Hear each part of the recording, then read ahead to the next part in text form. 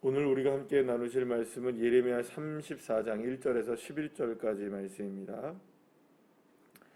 예레미야 34장 1절에서 11절까지의 말씀, 우리 다 같이 함께 합독하시겠습니다. 바벨론의 느부갓네살 왕과 그의 모든 군대와 그의 통치하에 있는 땅의 모든 나라와 모든 백성이 예루살렘과 그 모든 성읍을 칠 때에 말씀이 여호와께로부터 예레미야에게 임하여 이르시되, 이스라엘의 하나님 여호와께서 이와 같이 말씀하시니라. 너는 가서 유다의 시드기야 왕에게 아뢰어 이르기를, 여호와의 말씀에 보라, 내가 이 성읍을 바벨론의 왕의 손에 넘기리니 그가 이 성을 불사를 것이라. 내가 그의 손에서 벗어나지 못하고 반드시 사로잡혀 그의 손에 넘겨져서 내 눈은 바벨론의 왕의 눈을 볼 것이며 그의 입은 내 입을 마주대하여 말할 것이며 너는 바벨론으로 가리라. 그러나 유다의 시드기 왕이여, 여호와의 말씀을 들으라. 여호와께서 내게 대하여 이와 같이 말씀하시니라. 내가 칼에 죽지 아니하고 평안히 죽을 것이며 사람이 너보다 먼저 있는 내 조상들 곧 선왕들에게 분향하던 것 같이 내게 분향하며 너를 위하여 애통하기를 슬프다 주여 하리니 이는 내가 말하였음이라. 여호와의 말씀이니라 하시니라. 선지자 예레미야가 이 모든 말씀은 예루살렘에서 유다의 시드기야 왕에게 아뢰니라. 그때 바벨론의 왕의 군대가 예루살렘과 유다의 남은 모든 성읍을 쳤으니 곧 라기스와 아세가라 유다의 견고한 성읍 중에 이것들만 남았음이더라. 시드기야 왕이 예루살렘에 있는 모든 백성과 한 가지로 하나님 앞에서 계약을 맺고 자유를 선포한 후에 여호와께로부터 말씀이 예레미야에게 임하니라. 그 계약은 사람마다 각기 히브리 남녀 노비를 놓아 자유롭게 하고 그의 동족 유다인을 종으로 삼지 못하게 한 것이라. 이 계약에 가담한 고관들과 모든 백성이 각기 노비를 자유롭게 하고 다시는 종을 삼지 말라 함을 듣고 순복하여 놓았더니 후에 그들의 뜻이 변하여 자유를 주었던 노비를 끌어다가 복종시켜 다시 노비로 삼았더라. 아멘. 할렐루야. 시드기야 왕은 남유다의 20대 왕으로 유다의 마지막 왕입니다. 지금 저희가 계속해서 예레미야를 통해서 만나고 있는 이 시드기야 양의 이제 모습의 최후가 어떻게 될 것인가라는 것을 오늘 이제 본문을 통해서 보게 되는데요.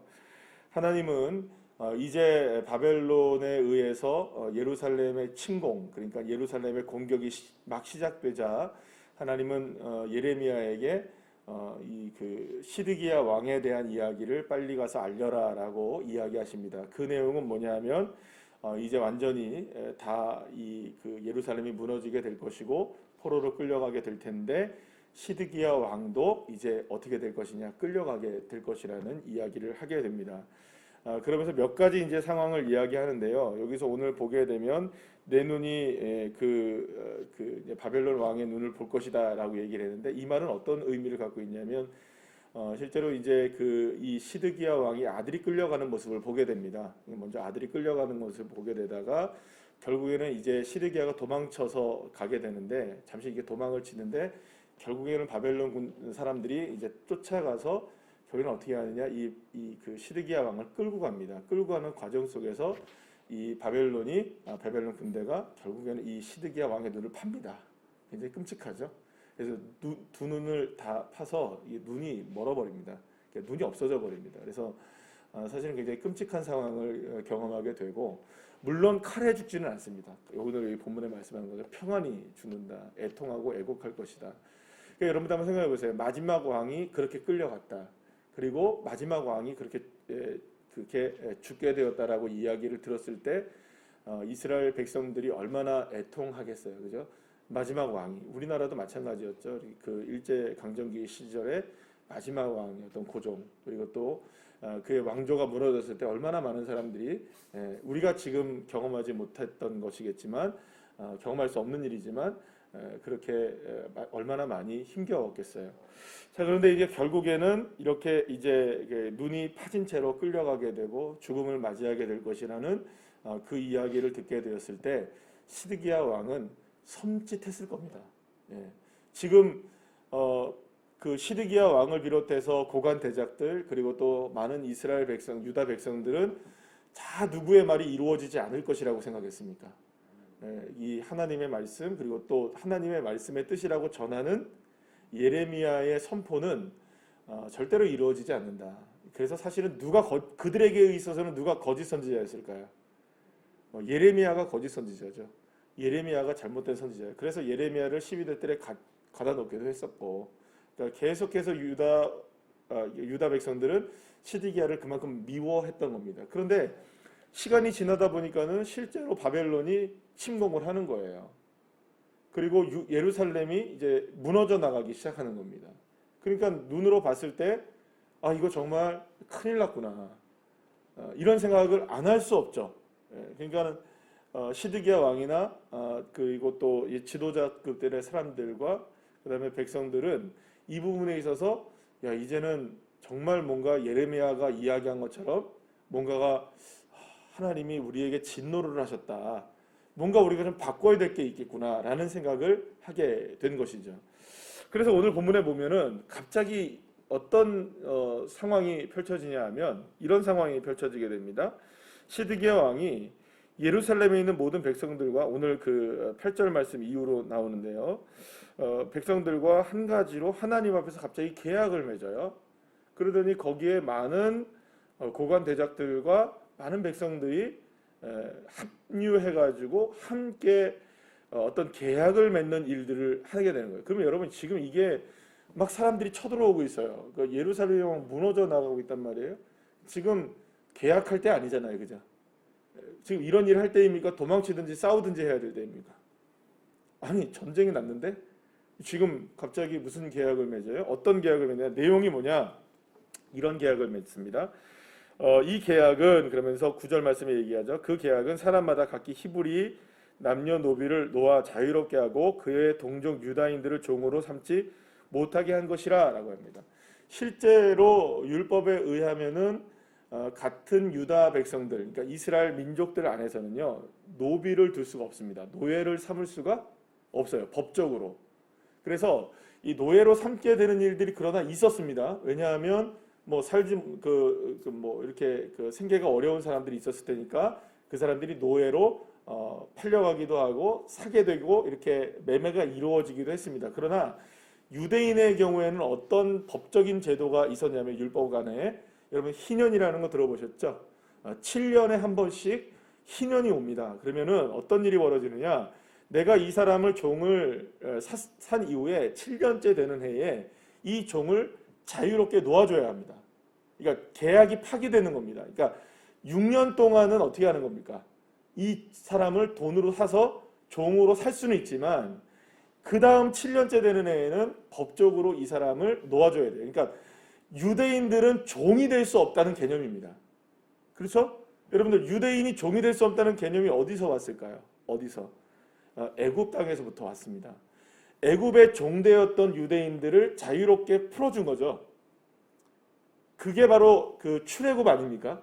그래서 하나님은 절대로 유다 백성들이 다시금 무엇으로 전락하지 않게 종과 노예로 전락하지 않도록 법적인 제도를 이렇게 만들어 놓은 겁니다. 그래서 희년이란 제도가 있고 안식년이란 제도가 이렇게 있는 거예요. 그래서 이렇게 해서 희년이 되면은 놓아준단 말이에요. 7년째 되는 날에. 그러면 놓아주게 되면 둘 중에 하나를 결정하는 겁니다. 어떤 걸 결정하느냐? 내가 이제는 더 이상 노예로 살지 않을래 하면 이제 계약이 이제 종료가 되는 시점에 주인에게 안녕히 계세요 하고 집을 나오면 됩니다. 그죠? 안녕히 계세요 하고 나오면 됩니다. 그런데 생각해 보니까 내가 주인과 함께 살아가는 게 너무 행복하고 너무 좋아요. 그러면은 나가야 될 그날에 주인을 찾아가서 어떻게 하느냐? 저 집 안 나갈래요. 그냥 계속해서 노예라도 당신과 함께 종으로 살래요. 이렇게 얘기할 수 있는 거예요. 그러면 자발적으로 무엇이 되는 겁니까? 스스로 종이 되는 거죠. 스스로 종이 되는 것을 인정하여서 뭘 뚫는 겁니까? 그래서 귀를 뚫는 거가 이제 이 사람은 스스로가 뭐가 된 겁니까? 종이 되었다라는 의미를 갖게 되는 겁니다. 그래서 이런 제도가 있단 말이에요. 그러니까는 이스라엘 백성들은 절대로 종이 될 수 없다는 개념 때문에 이렇게 놓아줘야 하는 일들이 있었던 거예요. 근데 갑자기 지금 예루살렘에 전쟁이 일어나고 갑자기 바벨론이 예루살렘을 침공해 왔는데 사람들이 갑자기 다 모여들어서 뭘 하고 있는 겁니까? 자기네 집에 있는 노예, 종들 다 자유롭게 놓아주는 계약을 쓰고 있는 거예요. 절대로 종으로 삼지 말자. 이들은 이제 다 놓아주자. 종들을 다 놓아주자. 그리고 종으로 삼지 말자라고 막 이런 일들을 한 거예요. 잘한 일일까요? 못한 일일까요? 잘한 일이죠. 못한 일 아니에요. 잘한 일이고 또 그리고 또 이게 원래 해야 할 일이에요. 그러니까 지금까지는 제대로 했다는 말일까요? 안 했다는 말일까요? 안 했던 것을 고친 거예요. 왜 고쳤을까요, 여러분? 왜 이런 일들을 했을까요? 갑자기. 그러니까 그거죠. 아주 쉽게 생각하면 이렇습니다. 여러분들 갑자기 마른 하늘에 벼락이 치고 갑자기 하늘이 깜깜해지고 막 번개가 치고 난리가 나요. 그러면 우리는 죄 안 져도 죄 진 거 생각나죠. 그렇지 않습니까? 이게 무슨 일이지? 이 벼락이 나한테 떨어지는 거 아니야? 인간의 심리에는 그런 게 있습니다. 그러니까 우리가 예수를 믿고 살든 예수를 안 믿고 살든 그런 일들이 벌어지면 마음속에 뭐가 생각나냐면 내가 뭐 죄 지은 게 없나? 그리고 혹시 그거는 그렇다 치더라도 우리 가운데 예수를 믿고 있는 우리들이, 교회를 다니고 있는 우리들이, 하나님의 자녀인 우리들이 뭔가 일이 갑자기 안 풀려요. 그 문제가 생기기 시작해요. 어떤 사건과 사고가 나요. 그러면 펀뜩 드는 생각이 뭡니까? 내가 뭐 하나님 앞에 잘한 게 있나 생각합니까? 잘못한 게 있나 생각합니까? 그렇죠. 인간의 심리예요. 본성이에요. 그거는. 잘못한 거 혹시 없을까? 내가 뭔가를 잘못했기 때문에 이런 일들이 생긴 거 아닌가? 그래서 막 고민하다 보면 내가 뭔가 잘못한 게 있네. 깨달아서 그거를 고치죠. 고치려고 노력하는 거는 좋은 일이죠. 그죠? 나쁜 일은 아니에요. 아주 좋은 일입니다. 그런데 지금 이스라엘의 이런 모습이 나왔을 때에 이 시드기야 왕을 비롯해서 많은 사람들이 갑자기 노예 제도를 풀어준다? 뭐 한 걸까요? 하나님 앞에. 하나님이 지금 진노하셨다고 생각한 거죠. 왜냐하면 갑자기 예루살렘이 침공을 안 받을 거라고 생각했는데 갑자기 진짜로 바벨론이 쳐들어오니까 이거 문제가 있네? 그럼 우리가 뭘 고쳐야 되지? 갑자기 생각난 게 뭐예요? 지금 노예 제도가 생각난 거예요. 그래서 빨리 뭘 하자.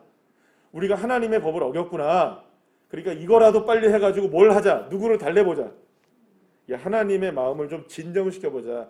하나님이 지금 노하셨으니까 하나님의 마음을 좀 달래보자 하는 방식으로 우리가 잘못한 게 뭘까를 생각하다가 지금 뭘 생각한 겁니까? 이 노예 제도를 생각해낸 거예요. 성공했을까요? 실패했을까요? 저를 보면은 답이 안 나오고요. 11절 말씀 봅시다. 한번 읽어볼까요? 시작. 후에 그들이 뜻이 변하여 자유를 주었던 노비들을 끌어다가 복종시켜 다시 노비로 삼았다. 이렇게 처음부터 그런 마음이 있었을까요? 없었을까요? 절대로 없었던 거예요. 노비를 자유롭게 놓아줄 마음이 절대 없었는데 누구 때문에 놓아준 겁니까? 지금 하다 보니까 지금 이렇게 된 거야. 그러면서 어떻게 한 겁니까? 다시 너 들어와 해가지고 이제 다 끌어온 거예요. 이거 뭐 때문에 그런 겁니까? 잠깐의 임기응변으로 그 위기를 모면해 볼 마음으로 잠시 잠깐 선한 생각을 한 겁니다. 그게 노비를 놓아주는 일이었어요. 그런데요, 여러분, 그게 실제로 통했어요. 어떤 일이 벌어지게 되냐면요, 이렇게 공격을 당하다가요, 잠시 공격이 소강 상태가 일어납니다. 그리고 나서 잠시 동안 애굽이 도와요. 누구를 도우냐면 유다를 도와줘요. 그러자 바벨론이 약간 멈칫하고 도망가요. 이렇게 살짝 멈춘단 말이에요. 이게 그러니까 드디어 누구 생각대로 된 겁니까? 시드기야 왕과 거짓 선지자들의 이야기처럼 딱 된 거예요. 그러자 처음으로 한 일이 뭔지 아세요? 노비들 다 불러 모은 거예요. 그러니까 하나님 앞에 자신들을 회개할 마음이 전혀 없었던 거예요. 근데 참 아이러니컬하게도 자기들이 원하는 대로 모든 것 다 되어가는 것처럼 보여요. 그죠? 여기서 문제는 뭐냐면 우리가 알아야 될 것은 무엇이냐면 여러분도 제가 뭐 이야기하지 않아도 이미 다 파악을 하셨을 텐데, 임박한 하나님의 심판을 피하기 위해서 잠시 동안 하나님 앞에 순종하는 것처럼 보이는 거예요. 사실 여러분, 우리에게도 이런 일들이, 비슷한 일들이 없을까요? 얼마든지 있는 일들입니다. 그러니까 하나님에게 우리가 어떤 삶을 살아가면서 정말로 우리의 삶을 온전하게 완전히 변화시키는 것이 아니라 잠시 동안 하나님의 마음을 좀 진정시키고 좀 이 일이 그래도 좀 어떻게 좀 이루어지기를 바라는 마음으로, 요량으로 어떤 부분에 있어서 주님 앞에 순종해 나가는 것처럼 보이게 하는 일들이 우리에게도 있을 수 있다는 거죠. 그럼 그건 진짜일까요? 가짜일까요? 그럼 하나님은 그 마음을 아실까요? 모르실까요? 다 아시죠. 잠시 잠깐의 회피를 위해서 순종하는 열심을 보인다 할지라도 그 열심을 주님이 모르시게, 그 거짓된 열심을 주님이 모르실 리가 없습니다. 그래서 주님이 진실하신 것처럼 우리의 삶도 진실이 필요한 겁니다. 거짓은 들통나게 되어 있습니다. 잠시 잠깐의 회피를 주님이 모르실 리가 없습니다. 잠시 잠깐의 문제를 해결하기 위해서 잠깐 동안 고개를 숙이는 일들이 우리에게 있을 수 있습니다. 그러나 그걸 모를 리가 없습니다. 그게 드러나지 않을 리가 없습니다.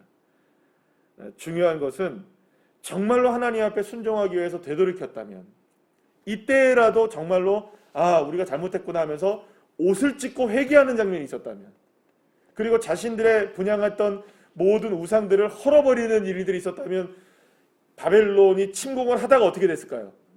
그러니까 하나님이 막으셨겠죠.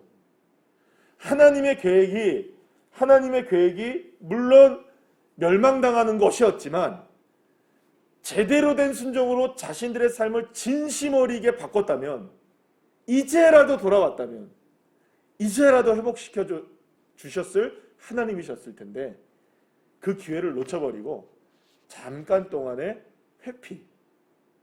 그럼 문제는 더 크게 다가올까요? 좀 더 멀어질까요? 문제는 더 크게 다가옵니다. 더 크게 다가옵니다. 그래서 완전하게 모든 것들이 멸망하게 되죠. 사랑하는 여러분, 하나님이 우리에게 순종의 기회를 주셨을 때 진심 어린 순종이 되시기를 축복합니다. 우리가 바꿔줘야 될 기회가 주어졌을 때 정말로 바꿔주시기를 소망합니다. 말과 행동과 그냥 잠시 잠깐의 회피가 아닌 진짜 바뀌는 것, 진짜 변화되는 것. 주님은 주님이 진실하신 것처럼 우리도 진실되기를 원하시는 거죠. 단 하나입니다. 그래서 진실과 진실이 만나고 진리와 진실이 만나게 되는, 참이 만나게 되는 그런 게 진짜 신앙이 아니겠습니까? 지금 상황이 매우 어려운 상황입니다. 한국교회도 어렵고 모든 게 다 어려운 상황 속에서 우리가 어떻게 한국교회가 세상에서 다시금 인정을 받을 수 있는가? 딱 한 가지입니다. 교회가, 성도들이 진실해질 때, 그냥 이번에 우리의 문제가 세상이 잘못한 거야 이렇게 치부해버리는 것이 아니라 우리 자신 삶의, 우리 교회의 모습들을 하나하나씩 새롭게 고쳐나갈 때, 진실로 바뀌어질 때 하나님은 저와 여러분에게 다시금 기회를 주시고 회복시켜 주실 줄로 믿습니다. 기도하시겠습니다.